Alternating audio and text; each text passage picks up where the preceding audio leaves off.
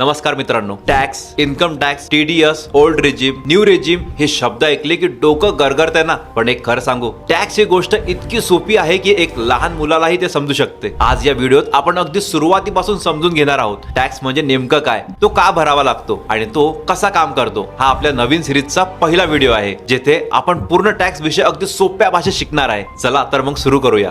समजा तुम्ही राहता त्या सोसायटीत एक बाग आहे, लाईट आहे, वॉचमॅन आहे आणि त्याचे रस्तेही स्वच्छ ठेवले आणि या सगळ्यांसाठी सोसायटी दरमहा तुमच्याकडून थोडे पैसे घेते. त्याला आपण मेंटेनन्स चार्जेस असे म्हणतो. आता हाच विचार थोडा मोठा करा. आपला संपूर्ण देश म्हणजे एक मोठी सोसायटी आहे. या देशात रस्ते बांधायचे असतात, शाळा चालवायच्या असतात, हॉस्पिटल उभारायचे असतात, पोलीस आणि सैन्य ठेवायचे असतात, वीज आणि पाणी पुरवायचं असते. हे सगळं करण्यासाठी सरकारला पैसे लागतात आणि हे पैसे सरकारला स्वतःच्या खिशातून आणता येत नाही. आपण सगळे नागरिक मिळून हे पैसे सरकारला देतो. या पैशांनाच आपण टॅक्स असे म्हणतो. म्हणजे सोप्या भाषेत सांगायचं तर टॅक्स म्हणजे आपण कमावलेल्या पैशातला किंवा खरेदी केलेल्या वस्तूंचा एक छोटा भाग जो आपण देशाच्या विकासासाठी सरकारला देत असतो. आता टॅक्सचे दोन प्रकार आहेत आणि हे समजून घेणे खूप महत्त्वाचं आहे. पहिला टॅक्स म्हणजे डायरेक्ट टॅक्स म्हणजे थेट टॅक्स. हा टॅक्स तुम्ही स्वतःच्या कमाईवर सरकारला देता. उदाहरणार्थ तुम्ही नोकरी करता आणि पगार मिळवता. त्या पगारावर जो टॅक्स लागतो त्याला इन्कम टॅक्स असे म्हणतात. यालाच डायरेक्ट टॅक्स म्हणतात कारण तो थेट तुमच्या कमाईतून जातो.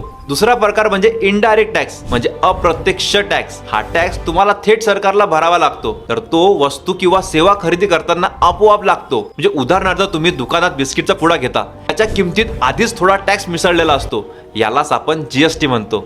म्हणजे लक्षात ठेवा, कमाईवरचा टॅक्स तो डायरेक्ट आणि खरेदीवरचा टॅक्स तो इनडायरेक्ट. आता इन्कम टॅक्स नेमका काम कसा करतो, आता आपण थोडं खोलात जाऊया कारण टॅक्स हा आपल्या सिरीजचा मुख्य विषय आहे. समजा तुम्हाला दरमहा पगार मिळतो. वर्षभरात तुमची जी एकूण कमाई होते त्याला ॲन्युअल इन्कम असे म्हणतात आणि सरकारने असा नियम केलाय की एका ठराविक रकमेनंतर कमाई असेल तर त्यावर कुठलाही टॅक्स भरावा लागणार नाही. यालाच बेसिक एक्झम्पशन लिमिट असे म्हणतात. म्हणजे त्यामध्ये तुम्हाला सवलत किंवा सूट मिळते. पण तुमची कमाई जर त्या मर्यादेपेक्षा जास्त असेल तर उरलेल्या रकमेवर काही टक्के टॅक्स लागतो. आणि इथे एक महत्त्वाची गोष्ट समजून घ्या, जास्त कमाई असेल तर जास्त टक्के टॅक्स लागतो. यालाच प्रोग्रेसिव्ह टॅक्स सिस्टीम असे म्हणतात. म्हणजे कमी कमावणाऱ्याला कमी भार आणि जास्त कमावणाऱ्याला जास्त भार. हे थोडं शाळेतल्या ग्रेड सारखं आहे, जितके जास्त मार्क्स तितकी वेगळी ग्रेड. एक साधा प्रश्न आहे, आपण एवढं टॅक्स भरतो का आणि त्याचं होतं काय.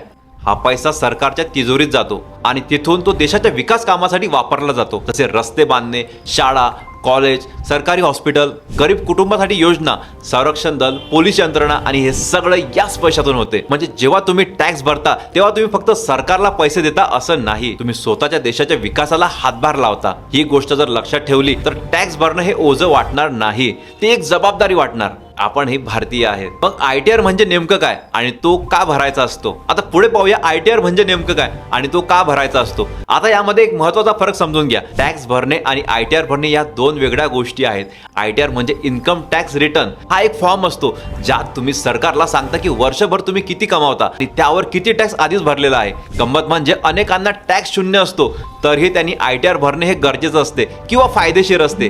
हे आपण पुढच्या व्हिडिओ सविस्तर बघणार आहेत. सध्या तुम्ही फक्त एवढं लक्षात ठेवा, टॅक्स भरणं म्हणजे पैसे देणे आणि आयटीआर भरणं म्हणजे त्या पैशाचा हिशोब सरकारला देणे.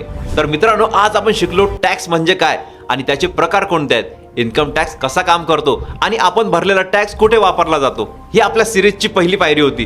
पुढच्या व्हिडिओत आपण बघणार आहे ओल्ड टॅक्स रेजिम आणि न्यू टॅक्स रेजिम म्हणजे नेमका फरक काय आहे आणि तुमच्यासाठी कोणता योग्य आहे. व्हिडिओ आवडला असेल तर लाईक करा, चॅनलला सबस्क्राईब करा आणि पूर्ण सिरीज पाहण्यासाठी आमच्या सोबत राहा. पुढच्या व्हिडिओत भेटूया. तोपर्यंत काळजी घ्या. जय हिंद, जय महाराष्ट्र.